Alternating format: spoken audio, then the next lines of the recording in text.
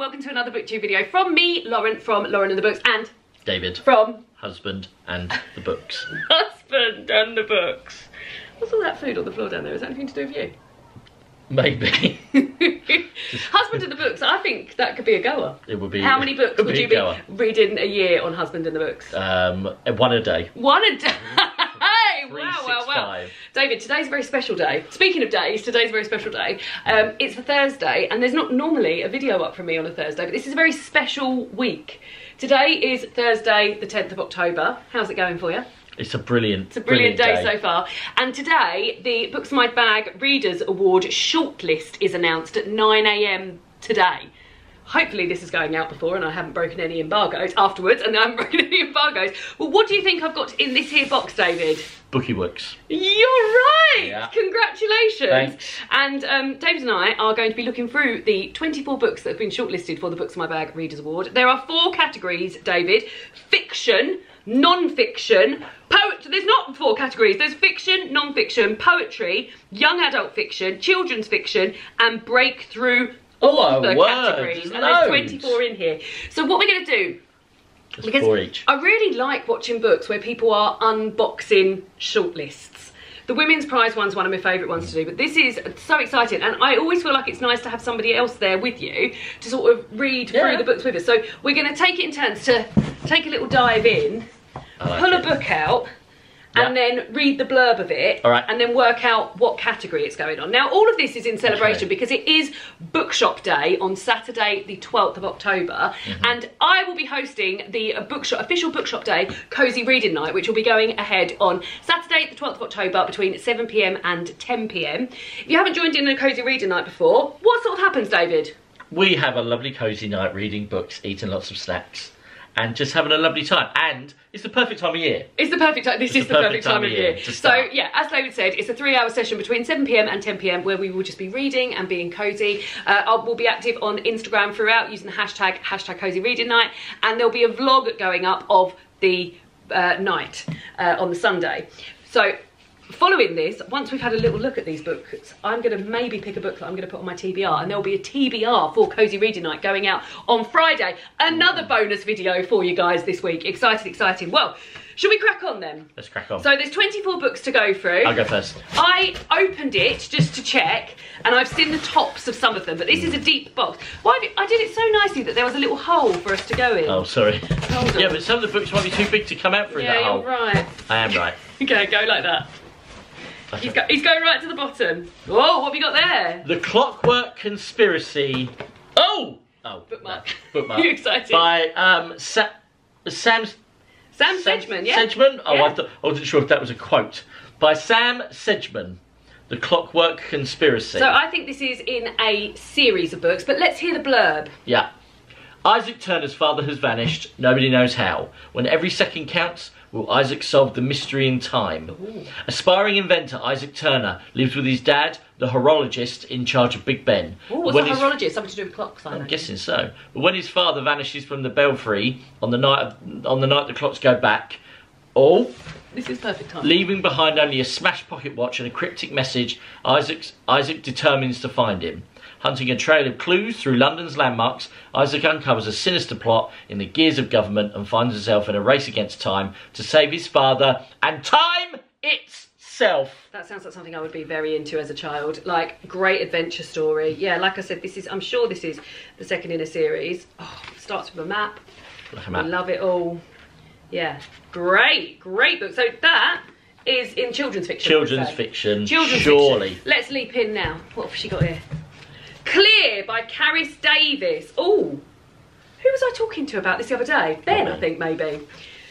A wondrous tale of bonds forged when 2 men are pitted against each other on a remote Scottish island during the Highland clearances. Love stuff set on islands. 1843, on a small island off the north coast of Scotland, Ivor, the sole occupant, leads a life of quiet isolation until the day he finds a man unconscious on the beach below the cliffs.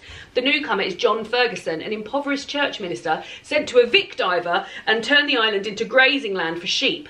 Unaware of the stranger's intentions, Ivor takes him into his home, and in spite of the two men having no common language, a fragile bond forms between them. Meanwhile, on the mainland, John's wife, Mary, anxiously awaits news of his mission. Against the rugged backdrop of this faraway spot, Carys Davis's intimate drama unfolds with tension and tenderness, a touching and crystalline study of ordinary people buffeted by history, and a powerful exploration of the distances and connections between us. Perfectly structured and surprising at every turn, Clear is a marvel of storytelling, an exquisite short novel by the master of the form. Well, I'm very excited about that. And also, great news. Another map. It's 154 pages. Oh no, it's not even 154. This is an author's note. It's 146 pages long. Nice. And it's my kind of book. Oh God, I mean, I love things set on islands, so there we go.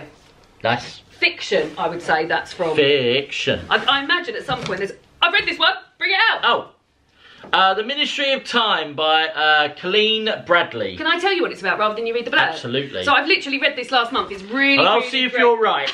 It's a really great adventure story. So you're set in sort of modern times, and we're following the narrator who, is it in the future? Slightly in the future. The past meets the future. Oh, and you're following the narrator works as a bridge, and she works for a department of the government who are bringing people back from the past, and they assign these people a bridge to help them come to terms with the modern life and how different it is. So the person she gets assigned is, I've forgotten his name, Commander Graham Gore, and he's from 1847, and he went missing on a polar exploration. He is a real person, David. So he's a real person in real life, and they form a friendship, which then becomes something else. And there's also some sort of like dastardly stuff going on at the ministry, and it's a really, really great adventure story. And I had a lovely time. Sounds cool. Yeah, it was really cool. I like very cool. I like the sound of that. So there we go. That. He didn't even need a blurb for it because I could blurb it. Right, she's going in again. What have we got now? I Am Rebel by Ross Montgomery. Big picture of a dog on it. Big picture of a dog. This looks like maybe middle grade or children's. I'm Tom's dog and he's my boy. And if he stepped right inside the jaws of death, then I'm going to follow him into them and bring him back out. Rebel is a good dog and he loves his simple, perfect life on the farm with his owner Tom, until one day the war comes too close. Now Tom is determined to join the rebellion to defeat the king's men. But Rebel knows war is dangerous and he will stop at nothing to save the human he loves. Daphne's going wild over there. There we go. So that must be children's as well. Yeah. He's digging in. He's got a t-shirt. What's I'm that? enjoying watching. Oh, pull that out now. Yeah, pull that out. Oh. Yeah! Oh! So every year, Lovely bags. Books My Bag bring out a extra special bag in collaboration with an artist. They're always such good book shopping bags. I like that. I really like their Books of My Bag at the bottom as well. Like That's reinforced. Cool. And this year, it's got a beautiful picture of an otter on it. David, if you wouldn't mind showing, and I will share the details. The designer on this is Angela Harding. And you'll be able to get these on Bookshop Day if you go to your local independent bookshop. They're so nice. So they've sent me one, they've sent David one. Oh, thank you. And they sent Daphne one. They've also sent one for a giveaway. Whoa! So watch the vlog of Cozy Reading Night and there will be details on there of the giveaway. But there we go. And what I love about these bags is that for when people buy lots of Dr. Pepper, like me, they are sturdy. They're very sturdy. They're sort of like, they've got this little extra panel in, which is it's perfect for book very shopping. nice. That's yours to keep, David. Thank you. Thank you, Books of My Bag. Go in for another. But anyway, back to why we're really here. Well, we've only done 4. We've got 20 more of these to go. Go on, give that a go. Poems. Yeah, so what is in here? What's in here? What is it? It's a book. Yeah, but what does it look like to you? Oh, poetry. Yeah, so it's poems. Poems. Oh, I like poems. Poems. By Len Penny. Let's have a look. And so sometimes the blurb for this is inside. No, it won't be on there. No, oh, God, be on David. The inside. There we go. Read that. Whether she's writing letters to her younger self, advocating for women's rights, or adapting fairy tales to process an abusive relationship, Len's voice is bold, unashamedly frank, and unmistakably hers. The poems in this collection, both funny and fiercely feminist, announce a formidable new talent. I love all the f's. Moving deftly between English and Scots. Poems is as approachable as it is affecting. Oh my God, that sounds great. Poetry, I reckon. Poetry! We've got a new pile of poetry. Right, what have we got here? Oh, more poetry. This is He, she, they, they, us. Queer Poems by Charlie Castelletti. Oh, so wow. That's cool. They, us, and then underneath maybe. Oh yeah, so you can change you can change the jacket for however you identify. That's very cool. That is such a cool little thing. Very good. Oh, that's amazing. Right, okay, so here we go. He, she, they, us is a celebration of queerness and poetry, taking us through the myriad of experiences that make us who we are today. A collection that is once joyous and honest. You'll find an inclusive array of voices from modern and contemporary poets to those who came before. Immerse yourself in the words of Harry Josephine Giles, Emily Dickinson, Oscar Wilde, Audre Lorde, Dean Atta, Nikita Gill, Jay Holm, Walt Whitman, Andrew Macmillan, and many more. And Charlie Castelletti is the editor of these. That is such a cool cover, yeah. Really cool cover. Poetry, another one for the poetry. That's my winner of the cover so far. Oh, lucky them. Oh. Oh my god. Oh my god. Well, I was going to get this for our niece for Christmas. So this is called Dim Sum Palace by X-Fang. Oh my god, it's so exciting. Oh my word, this looks beautiful. It looks so beautiful. Liddy is too excited to, oh god, even this, look, you got all like the end papers have got lots of dim sum on them. Well no, it's just all like Asian food, oh my god, food and stuff. Oh, it looks cool. Go on. Liddy is too excited to sleep. Tomorrow she's going to the Dim Sum Palace with her family. So when a tempting smell wafts into her bedroom, she has no choice but to follow it to a real palace. There are dumplings, bao buns and more tasty treats than one girl can possibly eat. But before Liddy can take a bite, she slips and falls into a bowl of dumpling filling. The chefs are so busy making dim sum, they don't notice they prepared a most unusual dish for the Empress. A Liddy dumpling. Oh no. Worst of all, she looks good enough to eat. Inspired by childhood memories of epic dim sum feasts, X-Fang's glorious picture book is a delicious adventure with a loving helping of food, family and culture. Oh and the illustrations look beautiful. How exciting is that? That's so cool. That's obviously in children's as well. I think what I'm going to do for the children's is I'm going to make a pile of stuff that could be young adult and could be children's. Yeah. And then we'll sort that out at the end. But there we go. Right, then we've got... Oh, this looks good. This looks Christmassy. Elle McNichols, Some Like It Cold. And it's got a picture of a girl putting her hands over her eyes and it says, she came back to say goodbye, not to fall in love. And it's got all these sparkly, snowy bits.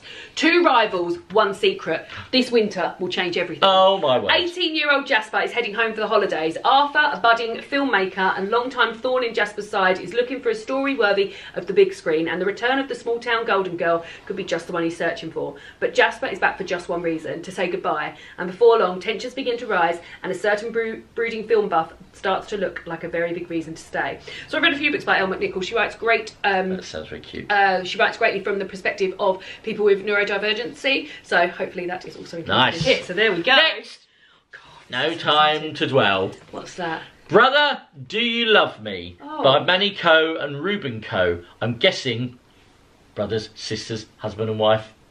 Oh, you think it's a relation? A relation. It's not just a chance that they're both called, their surname is both Coe. Tell us more about it. I reckon something to do with brothers, seeing as the title is Brother, Do You Love Me? Yeah, probably. Correct, you solved that riddle. Go on then. Ruben, aged 38, was living in a home for adults and learning disabilities and struggling to accept that he had Down syndrome. Lonely and in a fog of antidepressants, he hadn't spoken for over a year. Increasingly isolated, cut off from everyone and everything he loved, Ruben sent a text message, "Brother, do you love me?" When Manny received this desperate message from his youngest brother, he knew everything had to change. Together, they began an extraordinary journey of repair, rediscovering the depths of their brotherhood, one gradual step at a time.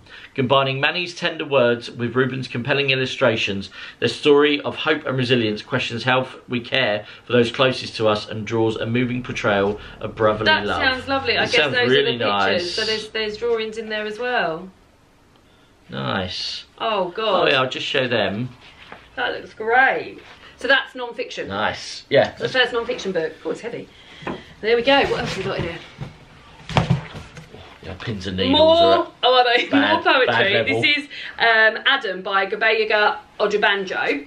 On 21st of September 2001, the torso of a black boy was discovered in the River Thames near Tower Bridge in central London, clothed only in an orange pair of girls' shorts. Given the name Adam by police officers, the unidentified boy was between 4 and 8 years old. What comes next cannot without a story of water and offering. The sun shines and we gather because the river allows it. Now from Clapdem day enter dance. We enter with and as Adam. And that's the quote of the writer. So, haunted by the discovery of the remains of a young black boy in the River Thames in London 2001, Gabega Odebanjo's Adam builds from the Genesis myth and from Yoruba culture to examine with an unflinching eye the disappearance of a child and its implication for all black lives and for the society in which we live. So, wow, that sounds very, very important. Yeah. So there we go. Poetry, the third poetry one. What you got there? Oh, I've got the proof of this. I haven't read it yet. Martyr. I've heard very good things. By Kavan Akbar. There we go. It will be on the inside. Oh, another bookmark. Another bookmark. 2 for 2. Cyrus Shams is lost. Ever since his mother's plane was senselessly shot down over the Persian Gulf when he was just a baby, Cyrus has been grappling with her death. Now, newly sober, he is set to learn the truth of her life. When an encounter with a dying artist leads Cyrus towards the mysteries of his past, an uncle who rode through Iranian battlefields dressed as an angel of death, a haunting work of art by an exiled painter, he finds himself once again caught up in the story of his mother, who may not have been who or what she seemed. As Cyrus searches for meaning in the scattered clues of his life, a final revelation transforms everything he thought he knew. Oh, well, earlier on this year, I asked people what their favourite book of the year had been so far, and quite a few people said this. Oh. So that's exciting. So there we go, that is fiction. Guys, I can't feel my legs. Keep going with your legs, David. Oh my God, I've been so excited about this. This is Private Rights by Julia Armfield. Julia Armfield has written Our Wives Under the Sea, which is a book that we read for Patreon Book Club a couple of years ago, and had an amazing time with it. They're really dark, and it was really, like, opened up a lot of discussion, so hopefully I'll love this as much as I loved that. Here we go. It's been raining for a long time now, for so long that the lands have reshaped themselves. Arcane rituals and religions have crept back into practice. Sisters Isla, Irene and Agnes have not spoken in some time when their estranged father dies. A famous architect revered for making the new world navigable, he had long cut himself off from public life. They find themselves uncertain of how to grieve his passing when everything around them seems to be ending anyway. As the sisters come together to clear the grand glass house that is the pinnacle of his legacy, they begin to sense that the magnetic influence of their father lives on through it. Something sinister seems to be unfolding, something related to their mother's long ago disappearance and the strangers who have always been so unusually interested in their lives. Soon it becomes clear that the sisters have been chosen for a very particular purpose, one with shattering implications for their family and their imperiled world. Whoa, excited about that one. That one might be being read. Ooh. He's digging. What's he got there? Oh, I love this one already. Oh, I've read that as well. I've listened to the audiobook of it. David Nichols. I really enjoyed it. You Are Here. There we go. It was earlier this year, but from what I remember, sorry, I need to shut that it was from the perspective of two people, and they were on a walking holiday, and both of their, I do like a sort of cutout on her, and they were both sort of at like an impasse in their lives where they felt like they'd maybe achieved all they could achieve, or they were just a bit sort of stuck, and they end up forming this friendship. Is that right? Sounds like it. Yeah, about Marnie and Michael, but very good. I mean, yeah. David Nichols, you're always in for a treat with David You're Nichols. safe with David, yeah. You're always safe with David. There we go, very enjoyable. Ooh, what's she got here? Another one I've read. This is Butter by Asako Yuzuki. I tell you what, some of these covers are awesome. They're really cool. I know. Translated by Polly Barton. So this actually is meant to look like a pack of butter that you could buy in Japan. Butter. And this is about, if I remember rightly, David, about a young woman who gets a sort of an interest in somebody who is currently in prison for the potential murder of her husband's. And that person who's in prison is very, very into her food. And it's a look at sort of the Japanese's relationship with body shape and type, as well as like looking at sort of like misogyny, and then there's some other stuff in there about her friend who is not particularly happy in her relationship with her husband, and all sorts of things that have gone on there. But a big book for a translated book. You don't often get books this big for translated, so there we go. I've got loads for oh, I guess some of them will be new fiction. There must be a leaflet in here. Sorry, carry on, David. The Reappearance of Rachel Price by Holly Jackson. You know who you've read? A Good Girl's Guide to Murder. David has read A Good Girl's Guide to Murder. You read it on our honeymoon and you enjoyed it. Same? No, I don't think it is. I think this might be an adult novel. Oh, okay. Have a little look. Yeah, sorry, again, I'm not doing my job. He's not doing his job. He's not doing his job, but it's, I mean, It looks like it's something to do with films, so that's quite exciting. 18-year-old Belle has lived her whole life in the shadow of her mum's mysterious disappearance 16 years ago. Rachel Price vanished and young Belle's the only witness. Rachel is gone, presumed dead. The case is dragged up from the past when the Price family agrees to a true crime documentary. Oh, you'll like this. Belle can't wait for filming to end, for life to go back to normal, but then Rachel Price reappears and life will never be normal again. Lights, camera, lies. Oh, so I don't know if that is YA or... Yeah, I think it is. We'll put it in the children's pile. Oh, we're getting to the business end of this now. Picture book, Bee's Bad Day by Tom Percival. A little cross one there. Bee is very excited about her birthday, but when things don't go to plan, her world begins to fall to pieces. This is a reassuring and uplifting story about managing expectations and learning to deal with disappointment. I know someone who can manage expectations. A certain niece that might benefit from that. Very, very good. So there we go. I love a picture book. I love seeing these picture books. Go on, David. What's this one? What have you got Abroad there? in Japan by Chris Broad. Oh, I like that. 10 years of the Land of the Rising Sun. And apparently it is a #1 bestseller. Oh, I like a travel book. Prove it, Chris. There we go. Right. When Englishman Chris Broad landed in a rural village in northern Japan, he wondered if he'd made a huge mistake. With no knowledge of the language and zero teaching experience, was he about to be the most quickly fired English teacher in Japan's history? Abroad in Japan charts a decade of living in a foreign land and the chaos and culture clash that comes with it. Packed with hilarious and fascinating stories, this book seeks out to unravel one of the world's most complex cultures. Spanning 10 years and all 47 prefectures, Chris takes us from the lush rice fields of the countryside to the frenetic neon-lit streets of Tokyo. Full of blockbuster moments, Abroad in Japan is an extraordinary and informative journey through the land of the rising sun. That sounds great. Wow. That's cool. I had that on reservation for audiobook and I kept not being able to listen to it because I had so many other things going on, but there we go. Next up... Lobster by Holly McNish. Now I already own this. I love Holly McNish. So I went to see Holly McNish speak at the Faversham Literary Festival earlier this year. I also love her poetry collection Slug. It's amazing. It's such accessible poetry and it's exactly what I mean. What I need. This is a really big book for poetry, but it sort of sets the scene for you, which I sort of need. So it will come in with like a little blurb about what this chapter, what this section of poetry is going to be like about. Then it gives the poems, and then it gives like the sort of backstory and the explanation behind those poems, and it's just so special to me and so wonderful. I had such an amazing time reading Slug, so I was quick to go and visit Holly when she was doing a reading from Lobster. So yes, highly recommend. Great poetry. What you got? We've got next lot.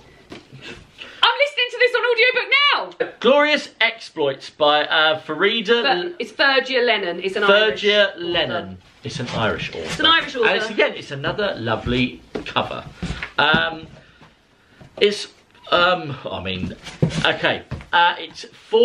It's 412 BC, and Athens' invasion of Sicily has failed catastrophically.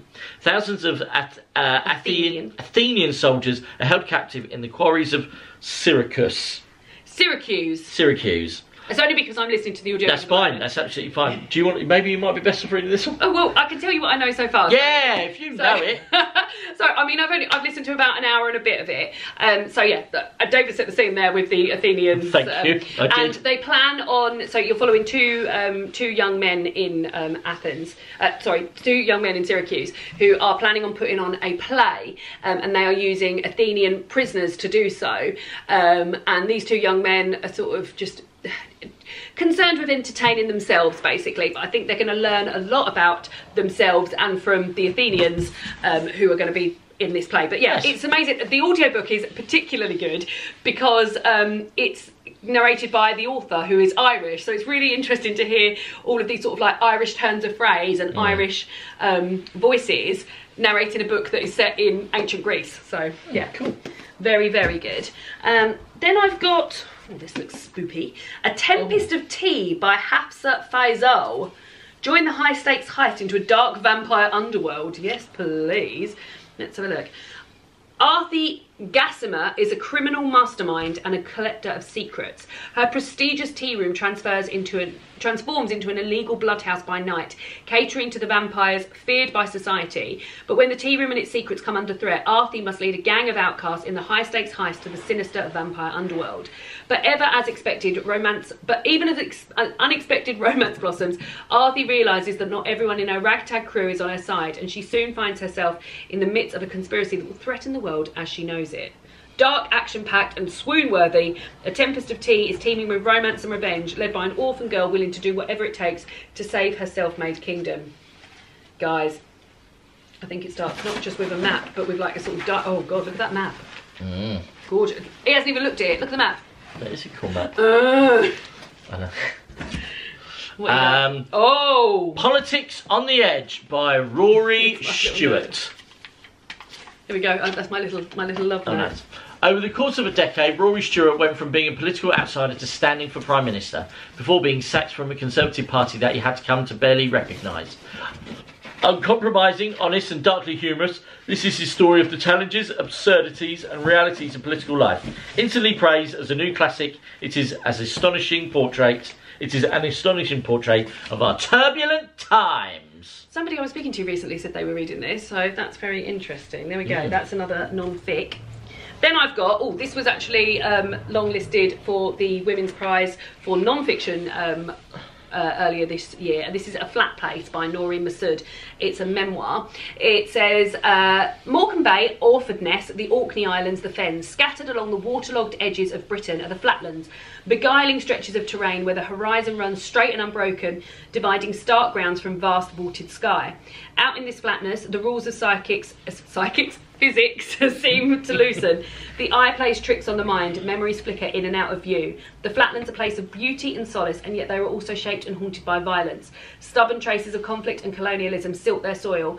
Outsiders may not always be welcomed. In this luminous, radical memoir, Noreen Masood journeys through Britain's flat places, grappling with their many paradoxes, reckoning with their uneasy histories and her own. Well, I was actually shortlisted for the Women's Prize for Non-Fiction, guys. Last two. Bunny versus Monkey, The Impossible Pig. By cute. Jamie Smart. I think that's a graphic novel. Yeah, it looks like a graphic novel. It is cut in colour. Go all the way through, not just the back page. Well, no, I'm just trying to look for a blurb, but there is no blurb. Oh, there is no blurb. There we go. Tell us that bit. Welcome to the woods where Monkey's mischief has been thwarted. Monkey, why are you upside down? It's Pig's fault just because I was vacuuming the Delivered picnic. with so much. Monkey, why are you upside down? It's Pig's fault just because I was vacuuming the picnic. Hey, don't blame me. In these woods, the only way to have a picnic in peace is to gain infinite powers over time and space. I think you was just saying it loud. You wasn't really giving it much character, like, driven And then the last one in here is Northern Soul. One girl, zero chance. Let's have a look. Marv's 14. Yes, please. There we go. Add that to the pile. Marv's 14 and his life is simple. There's football and his best mate Jimmy. Perfect. Nothing else matters until a new girl at school called Carly crashes into his life. For Marv, it's love at first sight. His emotions flipped upside down as he knows a girl like Carly will never notice him. He needs help, lots of it. But when it miraculously arrives in the shape of a musical idol from the past, the path to Carly's heart proves anything but easy. First love is unforgettable and poor Marv is about to learn the hard way. Him and his Northern Soul. That sounds like a great idea. It's not quite what I thought it would be about. I thought it would be about Northern Soul. Well, I think it's going to be. Yeah. Very good. Well, there we go. 24 books. Excellent. What an amazing list. So, thank you for joining us for us to talk through the list. And you will see in our TBR video tomorrow what books we potentially picked to read on the evening. And then, as I said, go along and watch the vlog after the evening's happened. And you'll have a chance to win one of these lovely books in my bags. Now, I think David better get up. But you're not having any of my bookmarks. And yes, we hope for you to join us for oh, God, honestly. Bookshop Day Cozy Reading on the 12th of October between 7 PM and 10 PM. Yeah? Yeah! See you then. Bye!